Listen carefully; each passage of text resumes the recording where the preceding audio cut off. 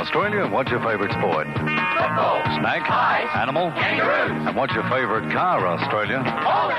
Yep, there's no denying that over the years, Holden cars have become an Aussie icon. We love football, meat pies, kangaroos, and Holden cars. Football, meat pies. Holden was founded about 160 years ago by this guy, James Alexander Holden, hence the name. At first, they made saddles, yep, for horses. But Mr. Holden realised that as a mode of transport, horses were about to be replaced by cars. So Holden started making car upholstery and then car shells, before joining up with the giant US company General Motors. And in 1948, Holden released its first fully Australian car. And that's how she looks.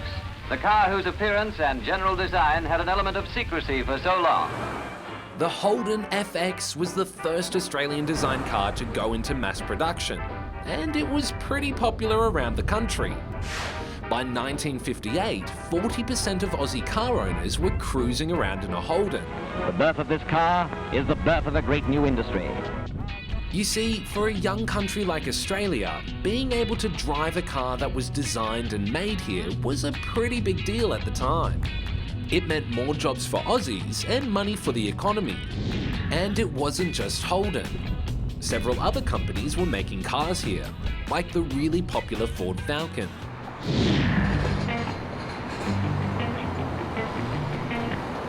But times changed and cars changed. It became easier and cheaper to buy cars from overseas, where factories often cost less to run. One by one, car companies closed their Australian factories. Last week, the last Holden car to be manufactured in Australia rolled off the production line at the Elizabeth factory in SA. In fact, it was the last car to be made in Australia. It's very, very sad for me because of what the Holdens have meant to so many thousands of Australians over the years. But it's not just Holden fans finding it hard to say goodbye.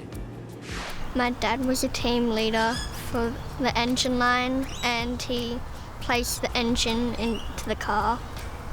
Indiana and Cooper's family was just one of the hundreds affected by the factory's closure.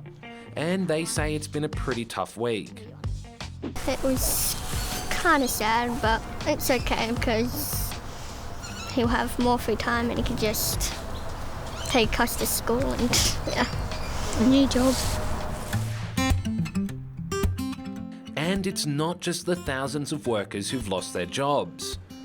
Many other people in the area where Indiana and Cooper live rely on Holden, whether they're supplying the parts or working in shops, restaurants and schools used by workers and their families. The government says it'll help people affected to find new work, but some reckon Australia should have tried harder to keep its car manufacturing industry. Others say we'd be better off trying to support more innovative, modern businesses.